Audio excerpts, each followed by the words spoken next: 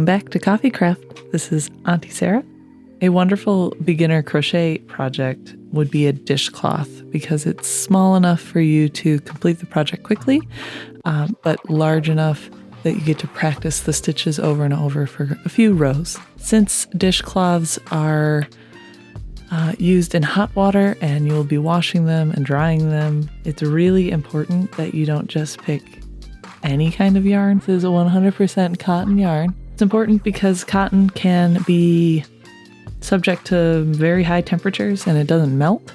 If you get an acrylic or a polyester, you risk melting the fibers to your hands, which would not be fun. So instead, just go for full cotton. Wool also is not a great choice because it doesn't absorb water as well. So you can't really get the suds as much as you want. So cotton's the way to go. When I took my trip to Joann's to find a good fabric or good yarn for this project are these macrame specific yarn. This is for macrame, crochet, knit, anything you want, but most macrame yarns are cotton. So yarn is sized from 0 to 7, 0 being the smallest and 7 being large. And in general, you've got a few different categories, and the larger two sizes are bulky and super bulky. So as a beginner, I suggest that you start with a bulky or a super bulky size yarn. It's labeled the crochet hook on here that they suggest is a size P15 or a 10 millimeter hook. So I've got one of those. With that, if you are interested in a beginner crochet instructional, hope you can roll up your sleeves, grab yourself a hot cup of motivation, and we're going to get started. Whenever I begin a new crochet project, I tend to take the labels off, but I do like to keep the label until I am near the end of my project. Number one, this helps you know exactly how to launder the completed project. If I wanted to make like a big scarf or something where I would need more than one skein of this, then it's important to know exactly what color you bought. So just keep it on hand. You know, when you're done with your project, you can throw it away then, but don't throw it away immediately.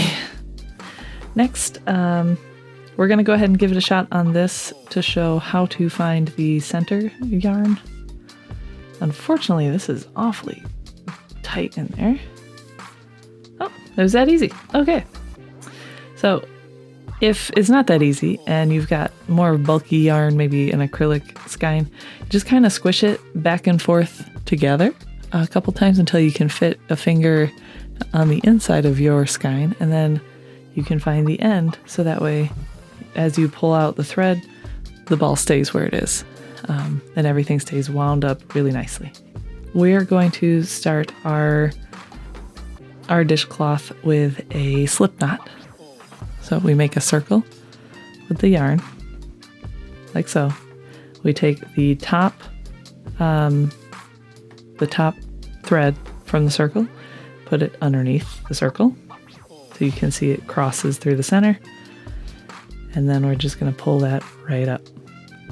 Now, I like to put my hook through that circle, that loop that we just made, and then give a little pull to tighten up that knot. All right, so now this isn't really going anywhere, but I can tighten or loosen this loop by pulling or I guess pushing on the short thread here. So just tighten that one up. Okay, so that's a slip knot. Next, we are going to chain. Now what I'm doing here is, as I have a loop, we are yarning over our hook and we are pulling that yarn over through the loop that we were just in. And then we just do it over and over. If you're just starting with this yarn and you've never crocheted before, make sure it's very, very loose when you start. You will be fighting this and you'll hate it and you'll never pick it up again. So loose, like you can see a space around the hook in the loop, loose. Right, you see it wants to separate. Make sure you get all the threads nice and loose. See? Okay, now to just verify that this is exactly what we want, we can literally get a little tape measure here. And we should see this is about 4 inches long, which it is. That's exciting. The first dishcloth we're going to do are just going to be single crochets. You'll be tempted to make it tight. I swear, you do not want to do that. This looks loose and messy right now, but as we go to crochet, it will tighten up because like we need to pull on each of these sides of the loop to actually crochet together. So again, remember, leave space in the hook. All right, so we've counted to 10. We're going to do one more because we're going to do the first row as a single crochet. And now we're going to actually crochet. So in crochet, there's a right side and a wrong side. The right side has V's along the whole top. You can kind of see like here's a V right there, here's a V right there. The wrong side has a little loop that intersects the V. So what we're looking for is to crochet into the second V from where we are, okay? Because we added an extra one to our chain. So we're gonna go under the first side of the V and over that bottom chain part, and then under the second part of the V. So now we've got this original loop, the two top loops. You can see on the back, I've got the back chain. Now we're going to yarn over, pull through. And again, don't pull tight, all right? You might be tempted to. Don't do it this yarn. Because it's 100% cotton, it's very, very sticky. It doesn't slide. There's no give, all right? So now that we've pulled it through the loop, now we actually crochet. We pull a yarn over through that loop.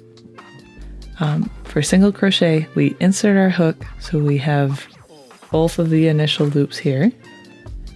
Then we yarn over, and we pull through. Remember to keep that original loop on your hook. See? Okay. So we've yarned over, so now we have 2 loops on the hook right now. We're just going to yarn over and pull through both of those loops. All right, now we do it again. So, try to find both the top loops in your stitch.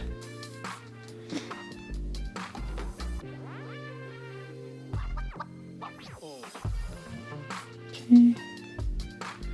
And as you get used to this, you know, you're going to get a little faster. And, you know, I've never used this yarn before, so I'm finding it somewhat challenging to make sure that I'm not accidentally pulling the wrong part of it, or, you know, trying to make sure I keep a good tension on it, but not too tight. It's not something that's natural, so have a little patience with yourself as you learn how to crochet. You know, you might start out a little bit too tight and then loosen up as you go. It's all handmade, so try to have some patience.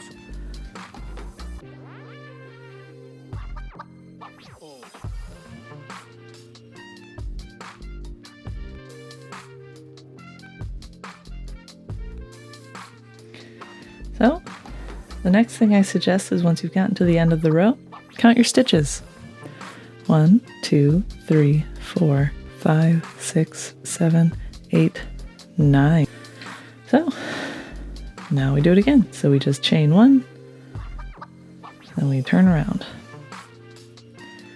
Now this will be a little easier, in my opinion, to tell where are the 2 that you're working out of. And you just go all the way back.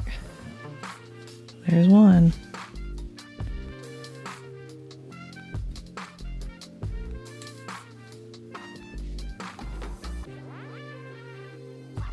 Two.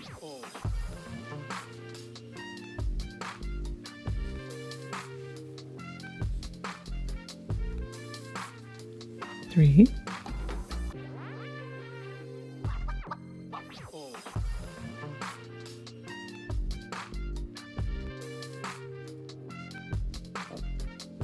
Okay, so I am making 9 by 9 essentially with one chain in addition, and I am sitting at just over 4 inches.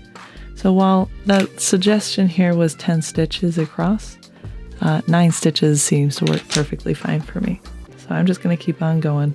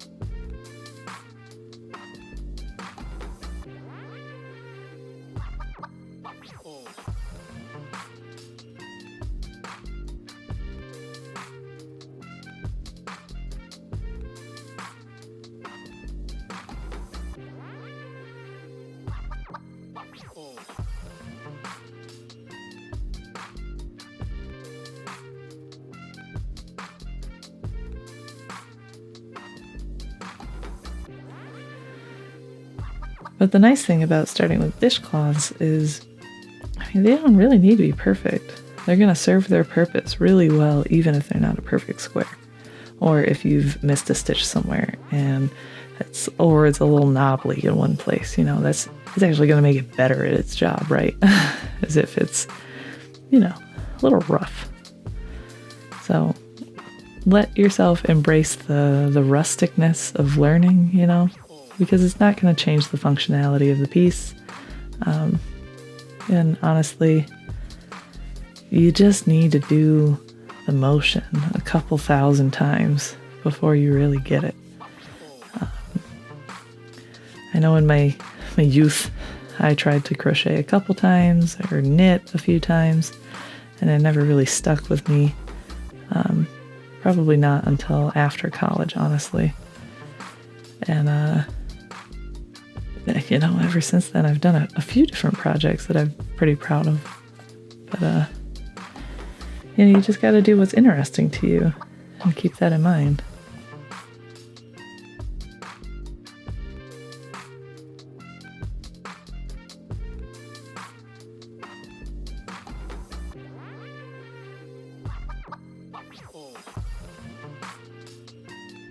Looks like we are 5 by 5 now. You can tell, you know, I wasn't exactly perfect at the beginning.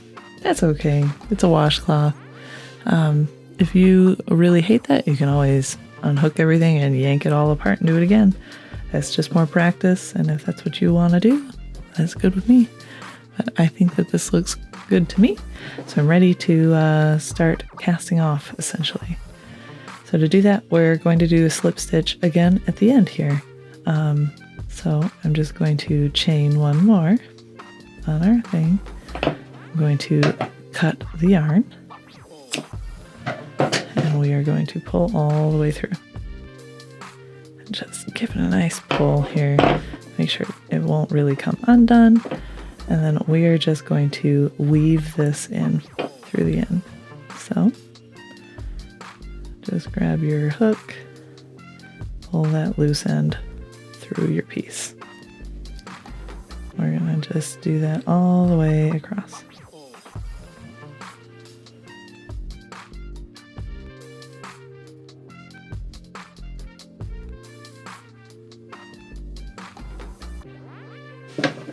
And we'll trim this one up nice and close. Easy peasy. Now if that comes undone, it's got a few different spots where it's going to weave through it before it gets to the end. So we're just going to do pretty much the same thing to the other loose end here.